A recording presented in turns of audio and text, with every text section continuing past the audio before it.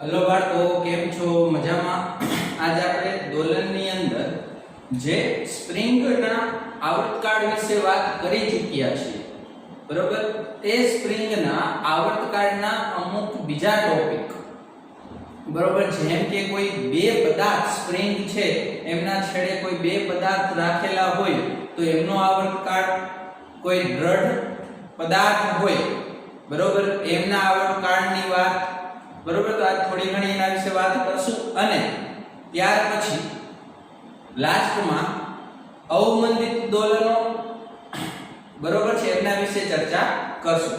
તો ચાલો શરૂઆત કરી સ્પ્રિંગ થી કે ભાઈ છેલ્લે જે સ્પ્રિંગ માટેના જેટલા પણ સૂત્ર જોઈ ગયા છે એમાં પાછું થોડુંક રિપીટ કરી દઉં કે આપણું સૂત્ર હતું P = 2π √m/k, બરાબર છે। અહીંયા સુધીની વાત કરી ગયા હતા। જો શ્રેણી જોડાણમાં સ્પ્રિંગ જોડેલી હોય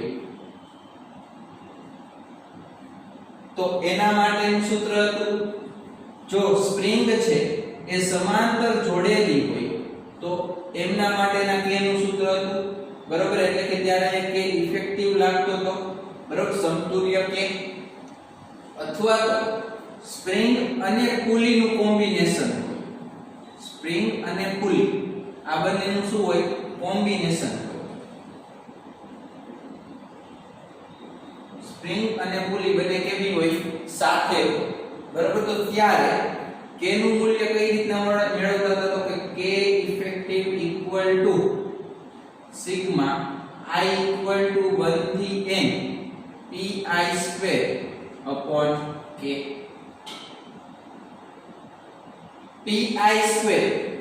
pi² શું હતા, તો કે ભાઈ pi એટલે તણાવ સ્પ્રિંગ પર લાગતા તણાવ બળ નો સહગુણક, બરાબર। તો અહીંયા સુધીની આપણે વાત કરેલી હતી। સૂત્ર આજ રાખવાનું, આ હોય કે પછી આ હોય, સમાંતર હોય, શ્રેણીમાં જોડેલી પુલી હોય, પુલી સાથે સ્પ્રિંગ હોય, તો કઈ રીતના સોલ્વ કરવું, રેડી છે। આટલી વસ્તુ આપણે કરી ગયા। તો હવે વાત કરીએ કે સ્પ્રિંગને ના છેડે જો બે પદાર્થ રાખેલા હોય, બરોબર છે। ધારો કે કંઈક આવી પરિસ્થિતિ છે, આના ઉપર અહીંયા છે m1 દળનો પદાર્થ છે,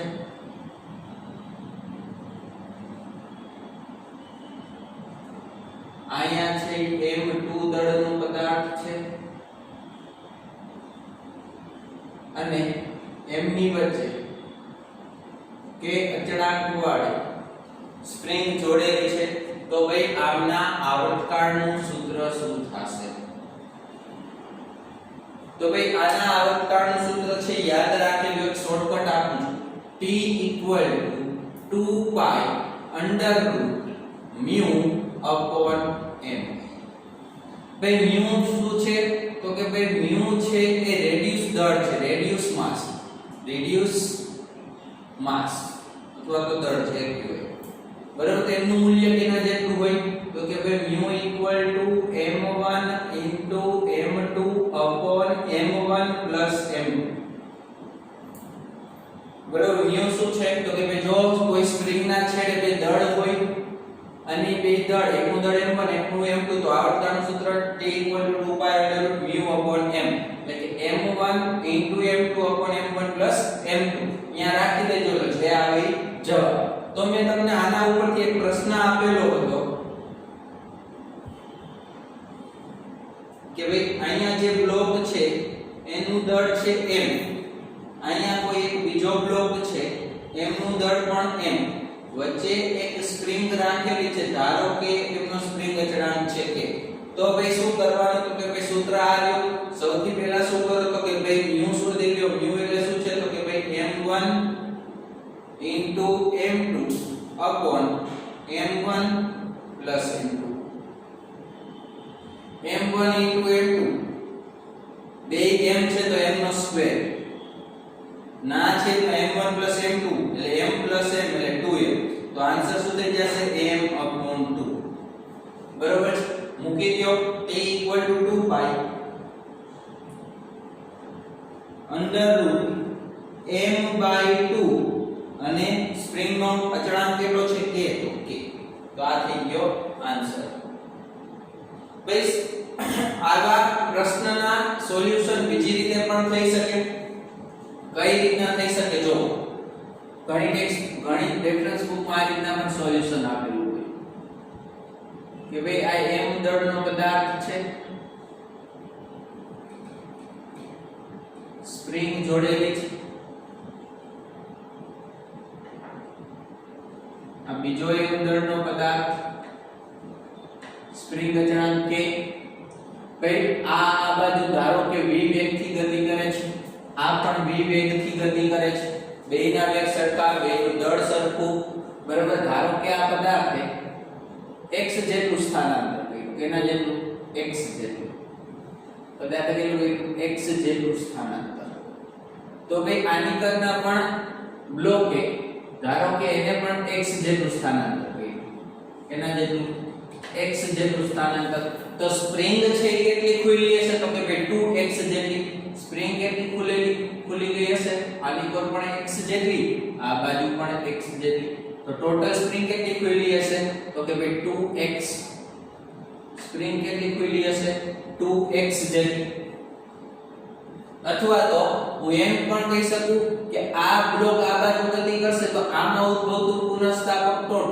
F = -kx x જેટલું ખુલે છે આ બાજુ બ્લોક ગતિ કરે છે તો આમાં ઉદ્ભવતું આ બાજુ પાછું -kx આ F1 આ F2 તો ટોટલ કેટલું થશે તો કે ભાઈ F1 F2 sorry F1 F2 તો F કેટલા થઈ જશે તો કે ભાઈ -2kx F = -2kx બરોબર F કેટલા થઈ જશે F =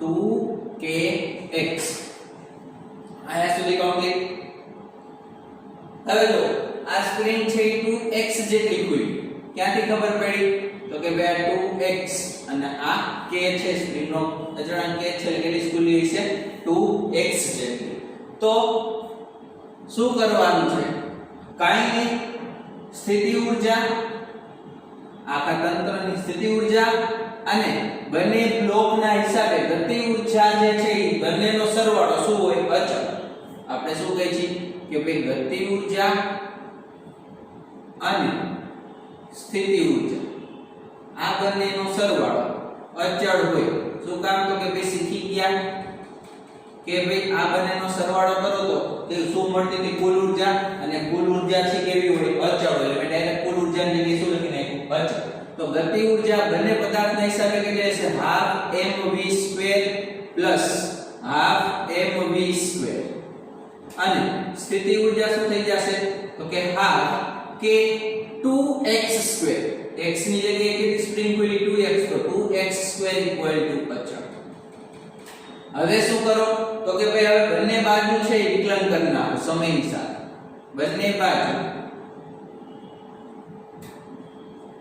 વિકલન કરતા સમયની સાપેક્ષે બરાબર તો શું થશે આ 1/2 એમ નમ રહેશે ચાલો પહેલા એક કામ કરીએ હું આને આમ લખી શકું છું પછી વિકલન કરી જો આને આપણે આમ લખી શકીએ આ ભાઈ 12mv² + 12mv² એટલે mv² + 4x² 2 ઉડી જશે તો કેટલું થઈ જશે 2kx² બરાબર અચળ પેલા આ સમીકરણને આવી રીતના લખી શકીએ 12mv² + 12 વેગ સરખો બેના દળ સરખા તો mv² 12k2x² 2 into 2 એટલે 2d ગયા x² એટલે કે 2k² હવે બંને બાજુ વિકલન કરી નાખો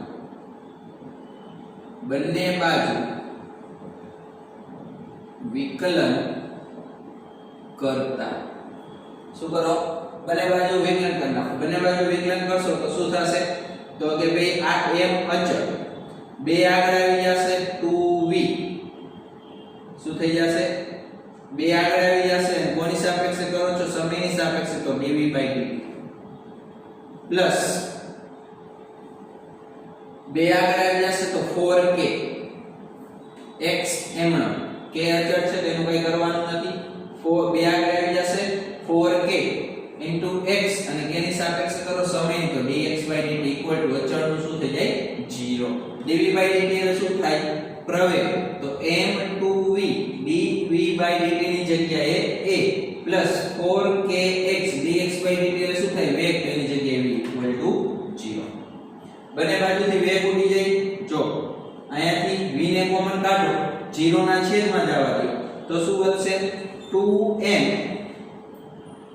2ma plus 4kx equal to 0 થાય v કોમન નીકળા 0 અહીંયાથી 2 કોમન નીકળે તો ma plus 2kx equal to 0 કેમ કે 2 0 ના છેદમાં 0 આ 2kx છે એ એમનો રાખો અથવા તો ma ચાલો જો આ 2kx છે ને બરાબર ઓલી બાજુ જાવ તો ma equal to -2kx થાય ma equal to -2kx a equal to -2k upon m into x સરખાવી દો કોની સાથે સરખાવવાના હતા -ω2x પ્રવેગના વ્યાપક સમીકરણ સાથે સરખાવ યાદ છે 6 મુદ્દા કીધા એમાં છેલ્લે શું કીધું તું ગમે એમ કરીને પ્રવેગ લઈ આવો એ પ્રવેગની સાથે પ્રવેગના વ્યાપક સમીકરણ સરખાવી દીધો ω2 શું મળ્યો તો કે ભાઈ ω2 2k upon m તો ભાઈ ઓમેગા શું થઈ જશે ઓમેગા √2k upon m આવર્તન સૂત્ર શું છે t 2 pi upon omega omega શું છે તો કે t 2 pi upon √2k upon m m ઉપર વહી જશે તો t 2 pi √m upon 2k એ જો કે આ સૂત્ર બે રીત સાચી છે તમને જે રીતના યાદ રહે એ રીતના આ શોર્ટકટ છે આ ડાયરેક્ટ શોર્ટકટ છે બાકી તમે આ રીતના પણ ગણી શકો છો બરાબર બંને રીતે છે એ સોલ્વ કરી શકાય એક જ પ્રશ્ન છે બંને રીતના સોલ્વ કરી શકો તો તમને કઈ રીત યાદ રહે છે કે સહેલી પડે છે એ જો બરોબર છે તો આપણે ગમે એ પ્રશ્ન આવે આનાથી સોલ્વ થઈ જાય ધારો કે હું તમને એક્ઝામ્પલ આપું છું તમારી રીતના સોલ્વ કરીને જવાબ મોકલજો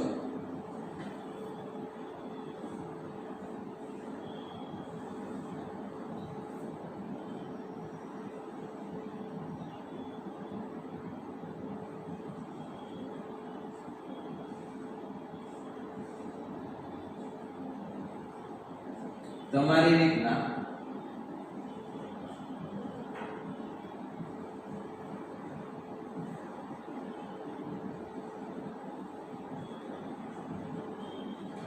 બરોબર છે તમારી રીતના આનો આન્સર ગણીને મને મોકલજો આવર્તકાળ શોધવાનો છે બરોબર બે સ્પ્રિંગ છે કંઈક આ રીતના જોડેલી છે ક્વેશ્ચન નંબર 2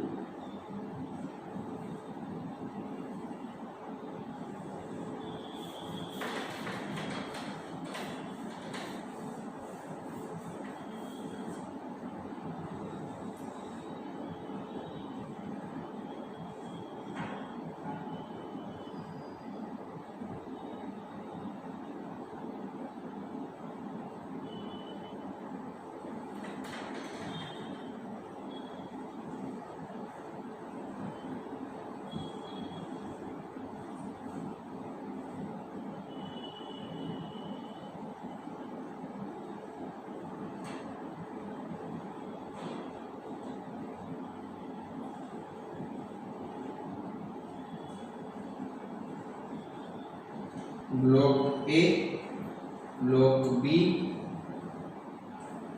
બરોબર છે આ સ્પ્રિંગ અચળાંક આનો છે k/2 આનો પણ k/2 અને આનો જે સ્પ્રિંગ અચળાંક છે એ ધારો કે છે k/4 કેટલો છે k/4 રેડી આ છે k/2 આ છે k/4 તમને એમ કીધું છે કે બ્લોક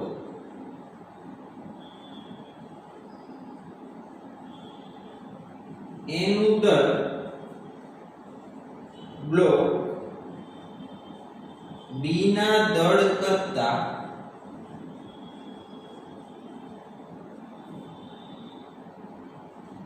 ત્રીજા ભાગનું છે ચાલો બ્લોક એ નું દળ બ્લોક બી ના દળ કરતા ચોથા ભાગનું છે તો આવર્તકાળ શોધો બરાબર આ બંનેના આન્સર ગણીને આખો ગણેલ પ્રશ્ન છે એ તમારે મને મોકલવાનો છે રેડી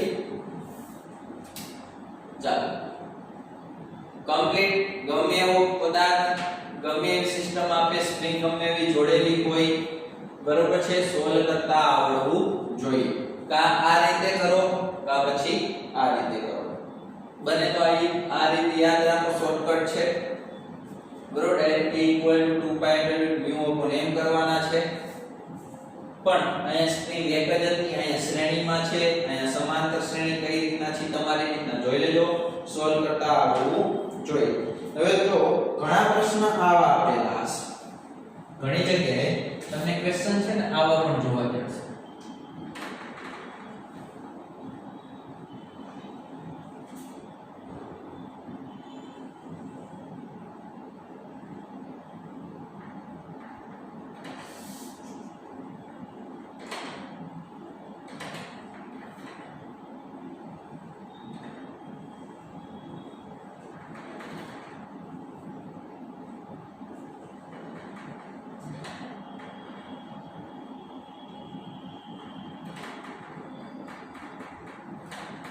બરોબર આ સ્પ્રિંગ નો બળ અચળાંક કે આ સ્પ્રિંગ નો બળ અચળાંક કે અહીંયા જે ખૂણો છે એ 45 બરોબર છે હવે તમને એમ કીધું છે કે ભાઈ આના માટે આવર્તકાળ શોધો આવા પણ પ્રશ્ન હશે તો આને કઈ રીતના સોલ્વ કરવું પહેલા તો સમજો શું થશે ધારો કે આ જે બ્લોક છે આનું x જેટલું આ બાજુ સ્થાનાંતર x જેટલું આ બાજુ સ્થાનાંતર કરાવો x જેટલું આ બાજુ સ્થાનાંતર કરો ધારો કે આપણે આ બ્લોકનું x જેટલું સ્થાનાંતર ધન દિશામાં કરાય કેમ કે બધી વખતે કીધું હતું કે ભાઈ તમે જે બાજુ સ્થાનાંતર કરાવો એ સ્થાનાંતરના દિશા માટે કેવું ધન લેવું તો આપણે જે સ્થાનાંતર કરાવવાનું છે તો ધન દિશામાં જ સ્થાનાંતર કરાવે જો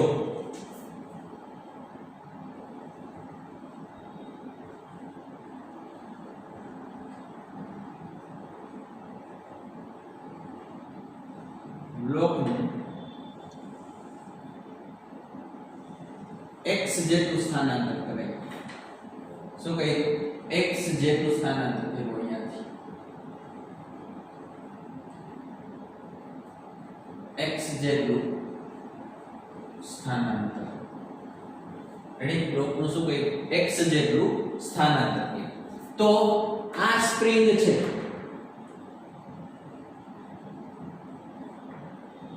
એક આ રીતના મળશે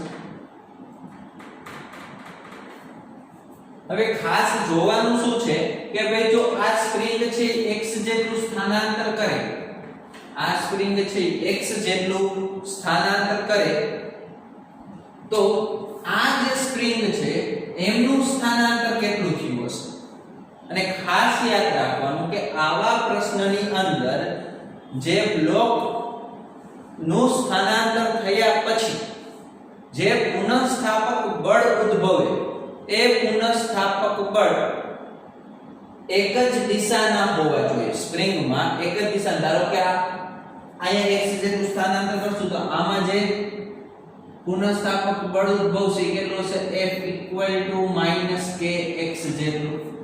કેટલું હશે F - kx જેટલું. તો આ સ્પ્રિંગના હિસાબે આના ઉપર લાગતું પુનઃસ્થાપક બળ કઈ દિશાનું હશે? તો કે ભાઈ આ જે બ્લોક છે એ ગતિ કંઈક આ રીતના કરતો હશે દોલન. જો એનું દોલન આ રીતનું હોય તો જે પુનઃસ્થાપક બળ ઉદ્ભવી તો કે આ દિશામાં હોવું જોઈએ કાં તો આ દિશામાં સ્પ્રિંગ ગમે તે હોય. તો આ સ્પ્રિંગ છે, ધારો કે પ્રશ્નની અંદર સ્પ્રિંગ જ દેખાય છે કે ભાઈ આ સપાટી સાથે 90 અંશના ખૂણે રાખેલ છે. કેટલી 90 અંશના ખૂણે રાખેલ છે. તો પહેલા તમારે એ શોધવું પડશે કે ભાઈ આ સ્પ્રિંગ છે બરાબર, એ સ્પ્રિંગ નું આ બાજુ કેટલું સ્થાનાંતર થયું હશે x માં. કેટલું સ્થાનાંતર થયું હશે? રેડી? સ્પ્રિંગ નું આ બાજુ કેટલું સ્થાનાંતર થયું હશે પહેલા એ શોધવું પડશે. ટ્રાય કરજો તમારી રીતના સોલ્વ થાય છે કે નહીં. શું કરજો તો કે બે બ્લોક ને મેં છે આટલી x જેટલું સ્થાનાંતર કરાયું તો આમાં F - kx જેટલું પુનઃસ્થાપક બળ મળ્યું. તો આ સ્પ્રિંગના કારણે પણ કે પુનઃસ્થાપક બળ ઉદ્ભવશે. એ પુનઃસ્થાપક બળ છે એક જ દિશાના હોવા જોઈએ. તો એ પુનઃસ્થાપક બળ શોધો કેટલું હશે. મેં કહી દીધું કે 90 અંશના ખૂણે જોડેલું છે અને 45 અંશનો ખૂણો છે બરોબર. પછી આવર્તકાળ શોધવાનો છે. વિડિયો પોઝ કરો અને ટ્રાય કરો થાય છે કે નહીં.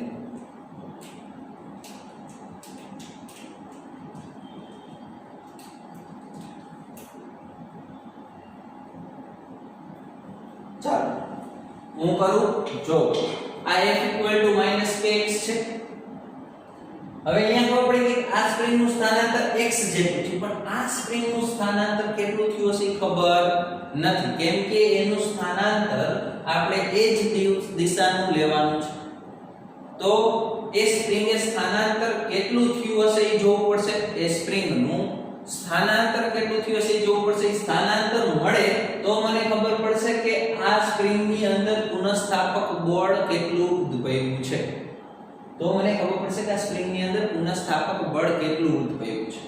તો જો સૌથી પહેલા કે ભાઈ આ x જેટલું સ્થાનાંતર કર્યું તો આ બ્લોક આ બાજુ x જેટલો ગયો. તો એનો મતલબ એમ કે આ સ્પ્રિંગ એ પણ એ દિશામાં કંઈક આટલું x જેટલું સ્થાનાંતર કરેલું હોવું જોઈએ. x જેટલું સ્થાનાંતર જો એ મોટી આકૃતિ જો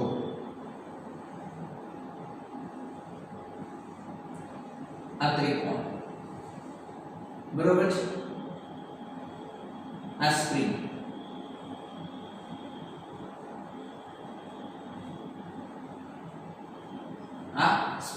ધારો કે x જેટલું આ બાજુ સ્થાનાંતર થયું તો અહીંયાથી સ્પ્રિંગ નું ધન x દિશામાં પણ આ સ્પ્રિંગ નું x જેટલું સ્થાનાંતર હોવું જોઈએ. તો x કેટલા હશે? આની કોઈ પણ x જેટલું સ્થાનાંતર થયું હોય તો એ x એ આપણો જે x છે એ x કેટલો હશે? એટલે કે આ x જેટલું સ્થાનાંતર થયું આ બાજુ તો આ સ્પ્રિંગ કંઈક દબાણી હશે. તો આમાં જે સ્થાનાંતર થયું x જેટલું સ્પ્રિંગ માં કેટલું થયું હશે? તો ભાઈ બે વસ્તુ ખબર છે. એક તો અહીંનો ખૂણો કેટલો છે 45 અંશ બરોબર છે. અહીંયાથી આ રીતના એક લાઈન જોડી દો તો આ ખૂણો 45 અંશનો તો આ ખૂણો પણ 45 અંશનો થાય. કુલ જો સમજો આ 45 અંશ તો કુલ આખો ખૂણો કેટલા અંશનો હતો? 90 અંશનો. તો આ પણ કેટલાનો થશે? 45 અંશનો ખૂણો થાય. આ 45 અંશનો ખૂણો આખો 90 નો હતો. આખો ખૂણો કેટલાનો છે? 90. તો આના અડધા કરીએ એટલે 45. પાછો ઉપરનો ખૂણો 45. પાછો અહીંયા z થાય છે. એ z થાય તો આ પણ કેટલાનો હશે? 45 થાય. આ 45 આ આખો 90 અહીંયાથી અડધો ખૂણો કરી નાખું તો આ પણ 45. કેમ કે આ 45 હોય તો આ પણ 45. પાછો અહીંયા z થશે. આ z પાછો થશે. આ 45 તો આ પણ 45. તો આ સ્પ્રિંગ નું સ્થાનાંતર કેટલું થયું ખબર પડશે.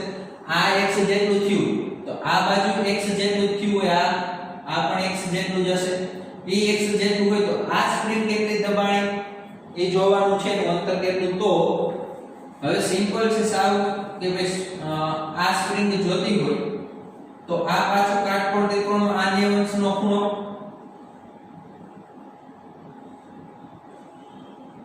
આ છે x બરાબર છે, આ છે 45 અને આ આપણી spring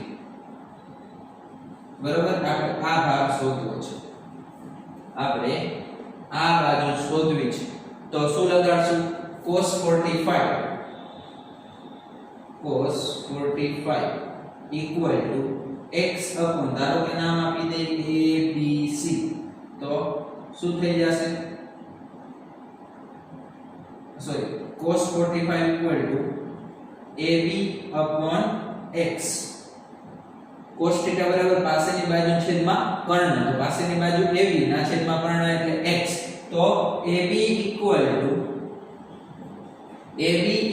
to x into cos 45, x by cos 45 એટલે 1 ના છેદમાં √2 એટલે કે ab કેટલા મળશે? x by √2. તો આ સ્પ્રિંગ ની અંદર જે સ્થાનાંતર થયું છે કેટલું હશે? x by √2 જેટલું. કેટલું સ્થાનાંતર હશે? x by √2 જેટલું. તો અહીંયા જે પુનઃસ્થાપક બળ ઉદ્ભવશે કેટલું છે? kx by √2 minus kx by √2. આ સ્પ્રિંગ ની અંદર જે પુનઃસ્થાપક બળ ઉદ્ભવશે kx by √2. આ સ્પ્રિંગ ના અને આ સ્પ્રિંગ F minus kx. હવે એ પુનઃસ્થાપક બળનો ઘટક લેવો પડશે. કયો ઘટક? તો કે ભાઈ આ સ્પ્રિંગનો પુનઃસ્થાપક બળનો એ ઘટક લેવો પડશે કે જે આ સ્પ્રિંગ સાથે કેવો હોય? એની જ લાઈન ઉપર, એની જ સમાંતર હોય, એની સાથે હોય, એ ઘટક લેવો પડશે. તો કે ભાઈ અહીંયા જો 45 હતા તો આ ખૂણો 45 નો થયો, તો આ ખૂણો પણ કેટલાનો થશે? 45 અંશનો. આ ખૂણો 45, આ ખૂણો 45 નો, તો -kx √2 એટલે કે માઈનસ તો આપણે શું કામ લઈએ છીએ? કેમ કે વિરોધ દિશાનું બળ છે એટલા માટે. તો kx √2 ના ઘટક પાડો તો આ શું થઈ જશે? kx √2 cos 45. આ બાજુ sin હશે, આપણે sin ની જરૂર નથી. શું હશે? kx √2 √45. બરાબર. તો હવે આ બંને બળ છે મળ્યા, એ બળનો શું કરી નાખી? સરવાળો. F -kx, ચાલો બે માઈનસ છે, માઈનસ kx √2 cos 45. તો F -kx cos 45 એટલે પાછા 1/√2 into 2 છે ને. cos 45 એટલે શું થશે? cos 45 ની કિંમત 1, ચાલો લખી નાખો 1/√2 i√2 બરાબર. તો છેદમાં √2. F -kx √2 into √2 તો 2. લસા લઈ લો, કેટલા થઈ જશે? F -2k x kx by 2 બરાબર. તો F કેટલા થઈ જશે? તો કે ભાઈ F -3kx by 2. F કેટલા થઈ જશે? -3k by 2 into x. F એટલે શું થઈ જાય? F એટલે શું હશે? તો કે ma equal to -3k by 2 into x. તો a equal to -3k by 2m into x. Fine. A equal to minus F equal to m તો m equal to -3k by 2x. m છેદમાં આવી ગયા. તો આને a equal to -omega square x સાથે સરખાવી દો તો omega square equal to 3k by 2m અને omega equal to √3k upon 2m થાય.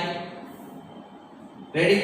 તો t equal to 2 pi upon omega, omega એટલે 3k upon 2m, તો t equal to 2 pi √2m upon 3k. તો આ પ્રશ્નનો આવર્તકાળ શું થઈ જશે? t equal to 2 pi √2m upon 3k. Ready? તો ગમે એવો પ્રશ્ન આવે સોલ્વ કરતા આવડે જોઈએ. ખાસ આવા પ્રશ્ન હોય તો શું કરવાનું?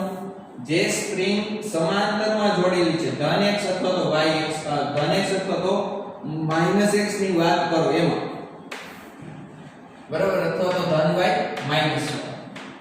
એમની ઉપરના જ પુનઃસ્થાપક બળને લેવા.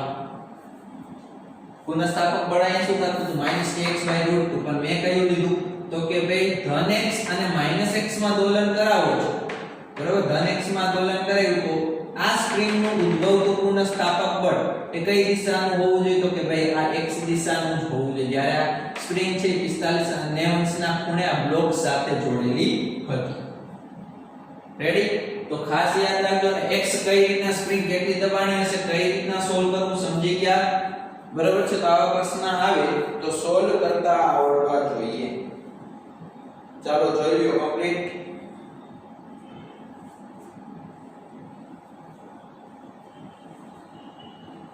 સ્ક્રીનશોટ પાડી લ્યો અથવા તો લખી લો.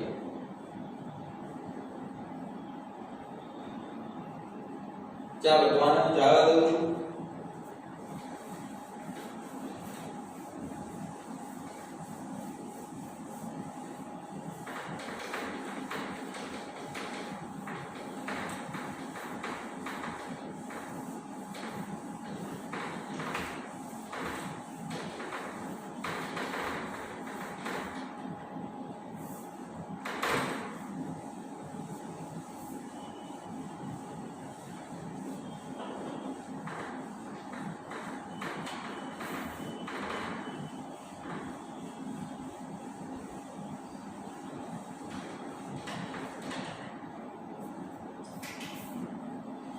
ये क्या हुआ किसे हुआ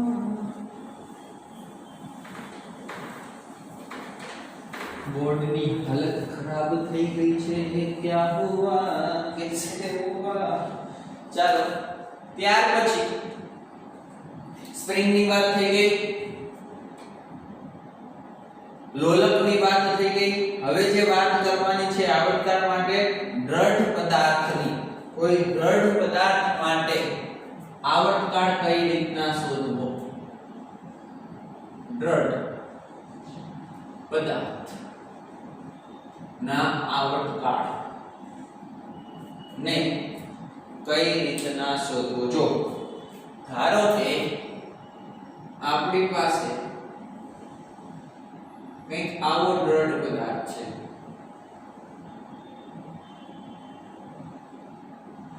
આના આવર્તકાળને કઈ રીતના શોધવું. આનું એક બિંદુ દ્રઢ કરેલ છે.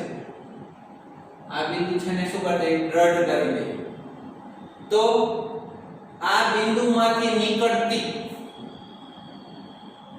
જે x બાર તરફ બરોબર કહે છે x બાર તરફ આ બિંદુમાંથી બોર્ડને લંબ નીકળતી જે રેખા છે એને અનુલક્ષીને કેમ કે દ્રઢ પદાર્થ છે તો ચાપ ગતિની વાત કરશું તો આને અનુલક્ષીને ચાપ ગતિ જોશું કેને તો કે દ્રઢ પદાર્થના જે બિંદુને દ્રઢ કરેલ છે બરોબર છે ત્યાંથી પદાર્થને જોડેલ છે તો આ બિંદુને અનુલક્ષીને એમાંથી નીકળતી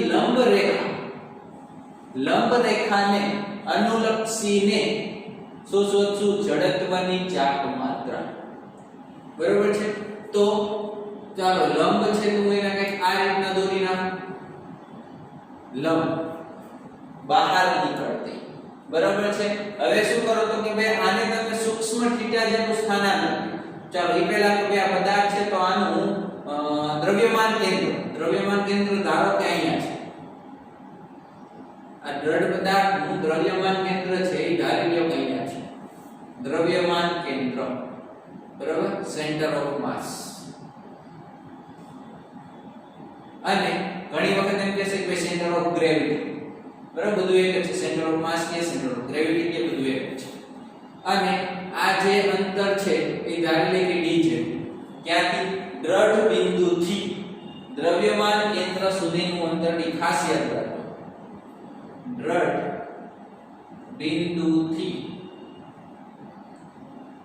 દ્રવ્યમાન કેન્દ્ર સુધીનું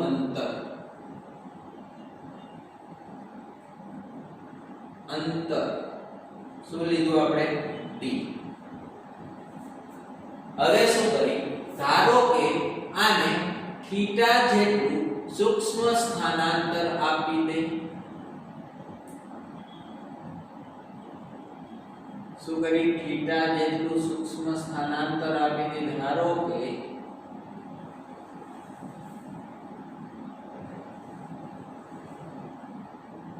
અને આપણે આ થીટા જેટલું સૂક્ષ્મ સ્થાનાંતર આપ્યું.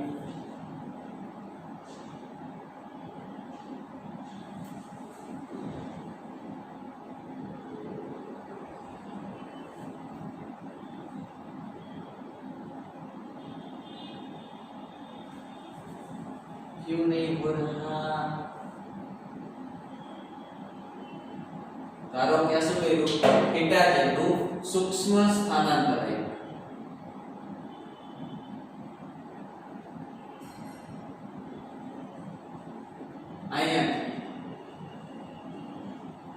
અહીંનું પાછું દ્રવ્યમાન કેન્દ્ર, બરોબર, ઈ દ્રવ્યમાન કેન્દ્રને થીટા જેટલું સૂક્ષ્મ સ્થાનાંતર આપ્યું. કેના જેટલું? થીટા. ભાઈ શું કામ થીટા જેટલું સૂક્ષ્મ સ્થાનાંતર લેવામાં આવે? તો કે આ પદાર્થને જો તમે ખૂબ જ મોટા ખૂણે દોલન કરાવો તો એ પદાર્થ સરળ આવર્ત ગતિ મૂકીને નિયમિત વર્તુળાકાર ગતિ કરવામાં, એટલા માટે જે થીટા છે કેવો લેવામાં આવે? સૂક્ષ્મ. તો થીટા છે કેવો છે? સૂક્ષ્મ. થીટા સૂક્ષ્મ. હવે શું કરશું તો કે ભાઈ આપેલ પદાર્થ છે એ કોઈ દ્રઢ બિંદુને અનુલક્ષીને જો ચાર્જ ગતિ કરતો હોય તો એના ઉપર ટોર્ક લાગે. તો ભાઈ ટોર્ક શું લાગે? તો કે ટોર્ક નું સૂત્ર શું છે? તો કે ટોર્ક ઇક્વલ ટુ r સદિશ ક્રોસ f સદિશ, અથવા તો સદિશ કાઢી નાખો તો torque equal two r f sin theta. Torque equal two r f sin theta. આપણે શોધવાનું શું છે? બળ. તો કે ભાઈ શરૂઆતમાં પદાર્થ ઉપર છે બળ કે આ રીતના લાગતું હતું mg. હવે શું થશે? આ પદાર્થ ઉપર બળ આ નીચે તરફ લાગશે mg. તો જો તમે થીટા જેટલું સૂક્ષ્મ સ્થાનાંતર આપશો તો એ પદાર્થને પાછળની મૂળ સ્થિતિમાં લઈ આવવા માટે લાગતું બળ કયું છે? તો કે ભાઈ mg. આ mg ના હિસાબે પદાર્થ પાછો ક્યાં આવશે? પોતાની મૂળ સ્થિતિએ. mg શું છે? એની મૂળ સ્થિતિ. તો ટોર્ક ઇક્વલ ટુ f કેટલા મળ્યા? તો કે mg. હવે શોધવાનું શું રહ્યું? અંતર. તો અંતર હંમેશા માટે કયું હોવું જોઈએ? તો કે ભાઈ દ્રઢ બિંદુથી જે તમે પદાર્થને થીટા જેટલું સ્થાનાંતર કરાવ્યું છે એ થીટા જેટલું સ્થાનાંતર કરાવેલા પદાર્થના દ્રવ્યમાન કેન્દ્ર છે એના પરનું લંબ અંતર, દ્રવ્યમાન કેન્દ્ર સાથેનું આ લંબ અંતર એટલે કે તમારે આ જોવાનું છે. આ અંતર લંબ અંતર તો એ કેના જેટલું થશે? તો કે ભાઈ લંબ અંતર છે કેના જેટલું થશે? લંબ અંતર કેના જેટલું થશે? લંબ અંતર કેના જેટલું થશે? કે સચોટી કે ચાલો આ થીટા છે, આ અંતર પણ કેટલું થઈ જશે? d થાય. આ અંતર પણ d. કેમ કે આ d છે તો આ પણ d હોય. તો આની સાથે બનાવેલો ખૂણો થીટા, તો આ d ના ઘટક પાડી તો આ દિશામાં જે ઘટક આવશે એ ઘટક શું થશે? d cos theta. શું થશે? d cos theta. અને જે આ ઘટક મળશે બરાબર લંબ ઘટક એ શું મળશે? d sin theta. તો અંતર શું થઈ ગયું? d sin theta. એટલે કે d sin થીટા. અને આ જે ટોર્ક લાગે એ કઈ બાજુનું હોય? તો કે તમે જે થીટા જેટલું સૂક્ષ્મ સ્થાનાંતર કરે એની વિરુદ્ધ દિશામાં, એટલા માટે અહીં શું લખી નાખ્યું? Minus torque equal to minus mg d sin theta. હવે શું કીધું? તો થીટા છે સૂક્ષ્મ. જો થીટા સૂક્ષ્મ હોય તો sin થીટા પણ કેવો થઈ જાય? સૂક્ષ્મ. એટલે કે sin થીટા લગભગ થીટા. તો torque equal to minus mg d theta. Torque equal to minus mg d theta. એક વસ્તુ યાદ કરો કે પ્રવેગમાં સૂત્ર શું હતું? a equal to minus omega square x. ત્યારે કે જ્યારે કોઈ પદાર્થ છે એ કેવી ગતિ કરતો હોય? ચાપ ગતિ ન કરતો હોય. જ્યારે કોઈ પદાર્થ ચાપ ગતિ ન કરતો હોય ત્યારે પ્રવેગનું સૂત્ર આપણે શું લઈએ? તો કે ભાઈ a equal to minus omega square x. અને જો કોઈ પદાર્થ ચાપ ગતિ કરતો હોય તો એમનું સૂત્ર શું લઈએ? આલ્ફા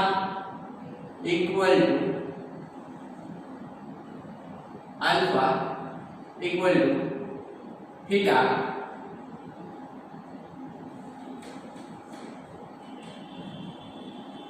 ચાલો સૂત્ર શું થશે? Alpha equal two omega theta. કોઈને ઓમેગા સ્ક્વેર ની સાથે ઓમેગા થીટા જો કોઈને યાદ ના આવતું હોય તો થીટા જેનું સૂક્ષ્મ સ્થાનાંતર કરાવો. સર્ક્યુલર મોશન જોઈ ગયા આપણે. થીટા જેનું સૂક્ષ્મ સ્થાનાંતર કરાયું બરોબર છે. તો એને ધારો કે એમની જે કોણીય પ્રવેગ છે બરોબર છે કેટલો હોય? આલ્ફા. અને કોણીય વેગ છે એ કેટલો હોય? ઓમેગા. કેટલો હોય? ઓમેગા. તો આ થીટા જેટલું સ્થાનાંતર કરે આ લંબાઈ છે r બરોબર છે. તો આપણે કહેતા હતા કે થીટા છે એ શું છે? એનું સ્થાનાંતર. તો થીટા કેના જેટલો હોય? તો કે ખૂણો બરાબર ચાપ ના છેદમાં ત્રિજ્યા d ના છેદમાં r. ખૂણો બરાબર ચાપ ના છેદમાં ત્રિજ્યા. ભાઈ અહીંયાથી તમે શું કરો? d થીટા બાય dt કરો તો તમને શું મળે? ઓમેગા. ત્યાંથી પાછો d square theta by dt square કરો તો શું મળે? આલ્ફા. બરાબર શું મળે? આલ્ફા. જો કોઈને યાદ ના આવતું હોય તો સર્ક્યુલર મોશન કર્યું તો આપણે ત્યારે આ વસ્તુ શીખી ગયા હતા બરાબર છે. તો હું હવે ડાયરેક્ટ લખું કે ભાઈ આપણો જે પ્રવેગ છે બરાબર કોણીય સ્થાનાંતરનો જે પ્રવેગ છે એ x સાથે જે રીતના કોણીય પ્રવેગ છે એ કોની સાથે સમપ્રમાણમાં છે? તો કે ભાઈ x સાથે એ રીત ખાલી પ્રવેગ કોણીય પ્રવેગ કોની સાથે સમાંતરમાં થશે? સમપ્રમાણમાં થશે થીટા સાથે બરાબર. ચાપ ગતિ ન કરતો એ પદાર્થનો પ્રવેગ છે x સાથે સમપ્રમાણ. અહીંયા થીટા છે એ સ્થાનાંતર છે. આ x હતું તો બે આના ઉપરથી ગમે એમ કહીને આલ્ફા શોધવો પડશે. તો આલ્ફા શું મળશે?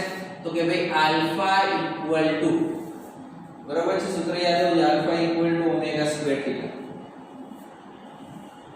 Alpha equal two omega square theta. ચાલો આલ્ફા ડાયરેક્ટ આલ્ફા કઈ રીતના મળશે ભાઈ? તો ટોર્ક નું બીજું સૂત્ર શું છે? જો torque equal to I alpha. Torque નું બીજું સૂત્ર શું છે? Torque equal to I alpha. તો I alpha equal to minus mg d theta. Minus mg d theta. Alpha equal to minus mgd upon I into theta. પાછું મેં કીધું alpha equal to minus omega square theta સાથે સરખાવી લો. Alpha equal to minus omega square theta સાથે સરખાવો તો omega square equal to minus mgd by I અને ઓમેગા શું થઈ જશે? અંડર સોરી માઈનસ લેવાની જરૂર નથી. mgd upon I થાય. આવર્તકાળનું સૂત્ર શું છે? આવર્તકાળનું સૂત્ર t equal to 2 pi upon omega. તો t equal to 2 pi under root ના છેદમાં t by 2 pi ના છેદમાં under root mgd upon I ઉપર વહી જાય તો torque equal to 2 pi under root I upon mgd. ભાઈ I શું છે? તો કે I છે જડત્વની ચાપ માત્રા છે. I શું છે? તો કે ભાઈ જડત્વની ચાપ માત્રા છે. અને ખાસ યાદ રાખજો કે આ d અંતર છે એ જડિત બિંદુ બરાબર અહીં લખેલું છે દ્રઢ બિંદુ અથવા તો જડિત બિંદુ જે રદ કરેલું બિંદુ છે અહીં લખી જડિત બિંદુ થી દ્રવ્યમાન કેન્દ્ર સુધીનું અંતર બરોબર છે તો કોઈ દ્રઢ પદાર્થ માટે આવર્તકાળનું સૂત્ર શું થઈ જશે T = 2π/I/mgd જે I શું છે જડત્વની ચાર્જ માત્રા અને mg તો ખબર જ હશે d શું છે તો કે જડિત બિંદુથી દ્રવ્યમાન કેન્દ્ર સુધીનું અંતર બરોબર છે તો કોઈ દ્રઢ પદાર્થના આવર્તકાળના પ્રશ્ન આવી જાય MCQ સોલ્વ કરવાના બરોબર છે હું અત્યારે કરાવતો નથી જ્યારે આપણે ચાક ગતિ કરશું ત્યારે એમની અંદર એ દ્રઢ પદાર્થના આવર્તકાળને કઈ રીતના શોધવો એ આપણે ત્યારે જોઈ લેશું બરાબર કેમ કે જ્યાં સુધી તમને જડત્વની ચાર્જ માત્રા શોધતા ન આવડતી હોય ત્યાં સુધી આવર્તકાળ મળે નહીં અને દ્રવ્યમાન કેન્દ્ર તો શીખી ગયા છે બરાબર ધારો કે બે પદાર્થ જોડેલા હોય તો દ્રવ્યમાન કેન્દ્ર કેમ મેળવવું એના વિશે તો આપણે શીખી ગયા છે બરાબર તો જ્યારે ચાક ગતિ ચેપ્ટર કરશું ત્યારે જડત્વની ચાક માત્રા શીખી લીધા પછી એ દ્રઢ પદાર્થના આવર્તકાળને કઈ રીતના શોધવો એ પણ જોઈ લેશું તો જેટલા પણ સૂત્ર છે એ લગભગ આવર્તકાળના સૂત્ર આપણે જોઈ લીધા છે તો કોઈ પણ પ્રશ્ન આવે તો એ પ્રશ્ન તમારાથી આરામથી સોલ્વ થઈ જવો જોઈએ રેડી ઓકે તો જેટલી પણ આવર્તકાળની વાત હતી અહીંયા સુધી કમ્પ્લીટ થઈ ગઈ છે તમારે સ્ક્રીનશોટ પાડવો હોય તો પાડી લ્યો